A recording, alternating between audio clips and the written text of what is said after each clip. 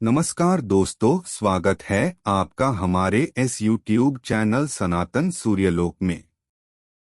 आषाढ़ शुक्ल पक्ष की एकादशी को देवशयनी एकादशी और हरिशयनी एकादशी भी कहते हैं। देवशयनी एकादशी के दिन भगवान विष्णु 4 महीने के लिए पाताल लोक में शयन करने जाते हैं और सृष्टि का संचालन भगवान शंकर के हाथ में होता है। इस एकादशी के 4 महीने बाद देव प्रबोधिनी एकादशी पर भगवान विष्णु जागते हैं। 4 माह की इस अवधि को चातुर्मास कहा जाता है। इस समय से चातुर्मास की शुरुआत भी हो जाती है। इस दौरान कोई भी शुभ या मांगलिक कार्य नहीं होते हैं। इसी देवशयनी एकादशी के बाद 4 महीने तक सूर्य, चंद्रमा और प्रकृति का तेजस तत्व कम हो जाता है। शुभ शक्तियों के कमजोर होने पर किए गए कार्यों के परिणाम भी शुभ नहीं होते। इस दौरान साधुओं का भ्रमण भी बंद हो जाता है। वह एक जगह पर रुककर प्रभु की साधना करते हैं। चातुर्मास के दौरान सभी धाम ब्रज में आ जाते हैं, इसलिए इस दौरान ब्रज की यात्रा बहुत शुभकारी होती है। अगर कोई व्यक्ति ब्रज की यात्रा करना चाहे तो इस दौरान कर सकता है। देवशयनी एकादशी व्रत करने और इस दिन भगवान श्री हरि की विधिवत पूजन से सभी प्रकार के पापों का नाश होता है। सारी परेशानियां खत्म हो जाती हैं, मन शुद्ध होता है, सभी विकार दूर हो जाते हैं, दुर्घटनाओं के योग टल जाते हैं। देवशयनी एकादशी का व्रत करने से भगवान विष्णु जी के साथ साथ मां लक्ष्मी का भी आशीर्वाद प्राप्त होता है। लेकिन यदि आप किसी कारणवश देवशयनी एकादशी का व्रत नहीं भी कर पा रहे हैं तो आप भगवान विष्णु की आज के दिन पूजा पाठ करके व्रत कथा अवश्य सुने और दान अवश्य करें। प्रिय भक्तगणों, आज की इस वीडियो में हम आषाढ़ माह के शुक्ल पक्ष की देवशयनी एकादशी के विषय में बात करेंगे।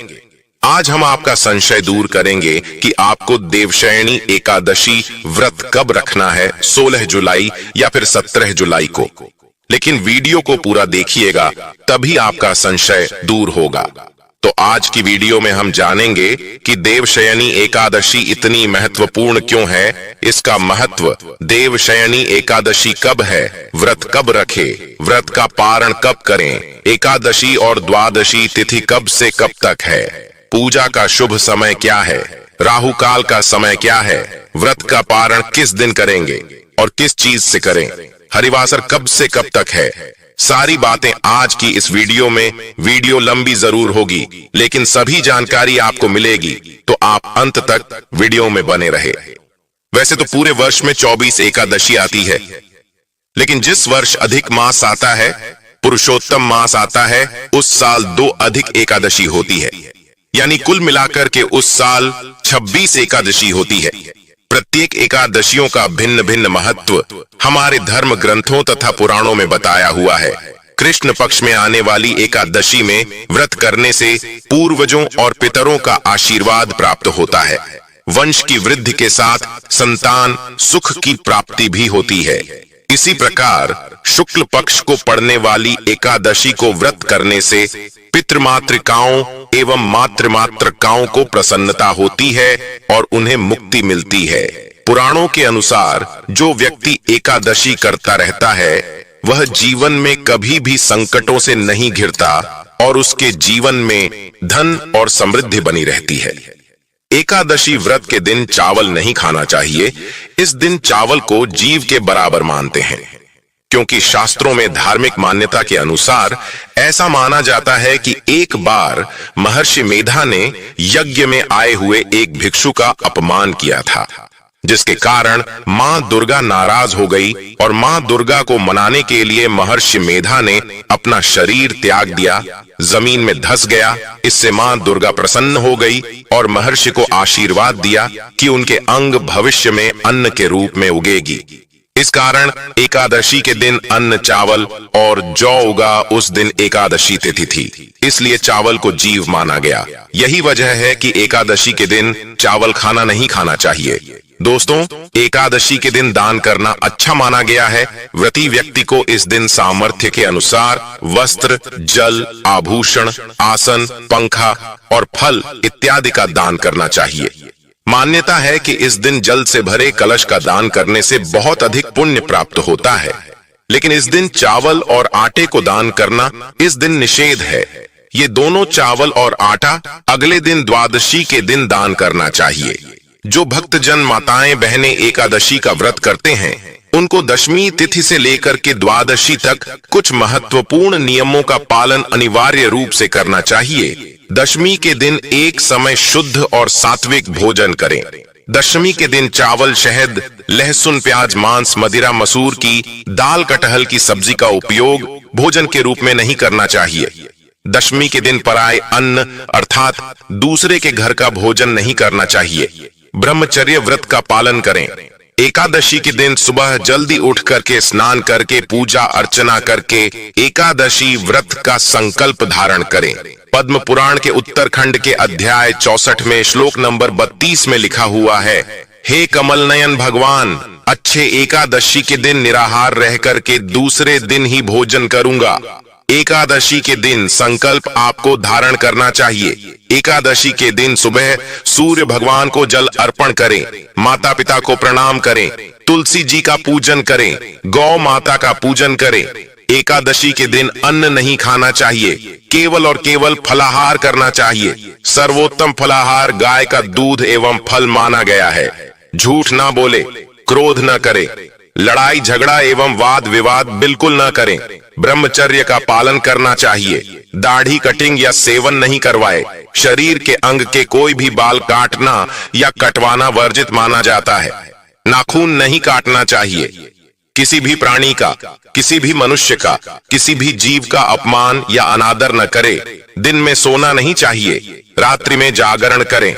पूजन पाठ करके ब्राह्मण देवता के मुख से ही एकादशी व्रत कथा का श्रवण आपको करना चाहिए। कथा सुनने के बाद ब्राह्मण देवता को यथाशक्ति दक्षिणा अवश्य प्रदान करें और अगले दिन शुभ मुहूर्त में ही एकादशी व्रत का पारण आपको करना चाहिए। पारण का अर्थ होता है व्रत खोलना या व्रत का समापन करना। एकादशी के दिन आप चाय कॉफी पी सकते हैं, कोई दोष नहीं लगेगा, लेकिन ध्यान रखें आपको इस दिन फलाहार में हल्दी का उपयोग नहीं करना चाहिए। एकादशी के दिन पान नहीं खाना चाहिए। एकादशी के दिन कोई भी अभक्ष भक्षण जैसे लहसुन, प्याज, मांस, मदिरा का उपयोग नहीं करना चाहिए। एकादशी के दिन घर में चावल का उपयोग नहीं करना चाहिए। चावल बनाना भी नहीं चाहिए और चावल खाना भी नहीं चाहिए और चावल इस दिन पूजा में भी उपयोग नहीं करना चाहिए। एकादशी के दिन यदि आपके घर परिवार में जन्म अथवा मृत्यु का सूतक लग जाता है तो ऐसी परिस्थिति में आप एकादशी व्रत तो अवश्य करें। सभी नियमों का भी पालन करें, लेकिन आपको भगवान का स्पर्श या पूजन अर्चन नहीं करना चाहिए। अगले दिन जब आप व्रत का पारणा करते हैं तो सूतक की अवस्था में जल या तुलसी पत्र या फल या फलाहारी वस्तु से व्रत का पारणा कर सकते हैं। यदि आप यात्रा में हैं या कहीं बाहर है और पूजा पाठ या पारणा की व्यवस्था नहीं हो पा रही है तो आंख बंद करके मानसिक रूप से मन में सभी वस्तु का, सभी विधि का ध्यान करते हुए यदि आप एकादशी व्रत करेंगे तो आपको एकादशी पूजा का व्रत का पूरा पुण्य प्राप्त होगा, क्योंकि हमारे धर्म ग्रंथों और पुराणों में मानसिक पूजा का भी विधान बताया गया है। और इसी तरह यदि कोई माताएं बहनें मासिक धर्म पीरियड की अवस्था में रहती हैं तो ऐसी अवस्था में भी उनको व्रत करना चाहिए। व्रत के नियमों का भी पालन करना चाहिए, लेकिन उनको भगवान का स्पर्श या पूजन अर्चन नहीं करना चाहिए। साथ ही जो माताएं बहनें गर्भावस्था में है, गर्भवती है, तो उनको अपने बालक का, अपने शिशु का, गर्भस्थ बच्चे का ध्यान रखते हुए ही एकादशी व्रत करना चाहिए। अच्छी प्रकार से फलाहार करके वह व्रत कर सकती है, लेकिन कोई भी इस दिन गलत काम न करे। किसी भी प्रकार का पाप कर्म बिल्कुल न करें। सभी तरह से आपको अच्छे मन से पवित्र अवस्था से एकादशी व्रत का नियम विधि विधान से पालन करके ही करना चाहिए। अगर जाने अनजाने में आपसे कोई त्रुटि हो जाती है, गलती हो जाती है, तो प्रभु से आप क्षमा याचना अवश्य कर लीजिएगा। प्रभुत्व कृपा निदान हे दयालु है, आपको क्षमादान अवश्य ही प्रदान करेंगे। आइए सबसे पहले जान लेते हैं देवशयनी एकादशी की व्रत विधि। फिर उसके बाद जानेंगे देवशयनी एकादशी शुभ मुहूर्त। देवशयनी एकादशी के दिन शेष शैया पर विराजमान भगवान विष्णु माता लक्ष्मी का विधि विधान से पूजन करना चाहिए। देवशयनी एकादशी को प्रातः काल उठें। इसके बाद घर की साफ सफाई तथा नित्य कर्म से निवृत्त हो जाए। स्नान कर पवित्र जल का घर में छिड़काव करें। घर के पूजन स्थल अथवा किसी भी पवित्र स्थल पर प्रभु श्री हरि विष्णु की सोने, चांदी, तांबे अथवा पीतल की मूर्ति की स्थापना करें। तत्पश्चात उसका षोडशोपचार सहित पूजन करें। इसके बाद भगवान विष्णु को पीतांबर आदि से विभूषित करें। तत्पश्चात व्रत कथा सुननी चाहिए। इसके बाद आरती कर प्रसाद वितरण करें। अंत में सफेद चादर से ढके गद्दे तकिए वाले पलंग पर श्री विष्णु को शयन कराना चाहिए। व्यक्ति को इन 4 महीनों के लिए अपनी रुचि अथवा अभीष्ट के अनुसार नित्य व्यवहार के पदार्थों का त्याग और ग्रहण करें। जाने आज के दिन किसका त्याग करें। मधुर स्वर के लिए गुड़ का, दीर्घायु अथवा पुत्र पौत्रादि की प्राप्ति के लिए तेल का, शत्रुनाशादि के लिए कड़वे तेल का, सौभाग्य के लिए मीठे तेल का, स्वर्ग प्राप्ति के लिए पुष्पादि भोगों का। प्रभु शयन के दिनों में सभी प्रकार के मांगलिक कार्य जहां तक हो सके न करें। पलंग पर सोना, भार्या का संग करना, झूठ बोलना, मांस, शहद और दूसरे का दिया दही भात आदि का भोजन करना, मूली, पटोल एवं बैंगन आदि का भी त्याग कर देना चाहिए। आइए जानते हैं कब है देवशयनी एकादशी। लेकिन अभी तक अपने चैनल को सब्सक्राइब नहीं किया है तो चैनल को सब्सक्राइब करके बेल आइकन का बटन अवश्य दबा दें। आइए जानते हैं देवशयनी एकादशी व्रत के शुभ मुहूर्त पारण समय के बारे में। एकादशी तिथि प्रारंभ समय जो कि 16 जुलाई 2024 दिन मंगलवार रात्रि 8:35। एकादशी तिथि की जो समाप्ति है वह 17 जुलाई 2024 दिन बुधवार को रात्रि 9:24 पर एकादशी तिथि की समाप्ति है। सूर्योदय व्यापिनी के अनुसार 17 जुलाई को सभी भक्तगण बुधवार के दिन एकादशी का व्रत धारण करेंगे। द्वादशी की शुरुआत 17 जुलाई की रात्रि 9:05 पर, द्वादशी तिथि की समाप्ति 18 जुलाई को रात्रि 8:45 पर द्वादशी तिथि की समाप्ति है। देवशयनी एकादशी व्रत का पारण जो कि 18 जुलाई को किया जाएगा। 18 जुलाई गुरुवार के दिन पारण का जो समय होगा वह समय सुबह 5:35 से सुबह 8:21 तक व्रत का पारण किया जाएगा। 17 जुलाई को ब्रह्म मुहूर्त का जो समय होगा वह समय सुबह 4:06 से सुबह 4:46 तक होगा। सूर्योदय का समय सुबह 5:18 और सूर्यास्त शाम 6:49 होगा। 17 जुलाई को राहु काल का समय दोपहर 12:04 से दोपहर 1:45 तक होगा। 18 जुलाई को राहु काल का समय दोपहर 1:45 से दोपहर 3:27 तक होगा। राहु काल समय के दौरान कोई भी शुभ कार्य या नया कार्य नहीं करना चाहिए।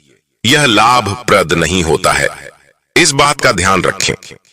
शुभ योग होगा सुबह 7:03 तक एकादशी तिथि के दिन। उसके बाद शुक्ल योग नक्षत्र जो कि अनुराधा नक्षत्र रात्रि 3:13 तक।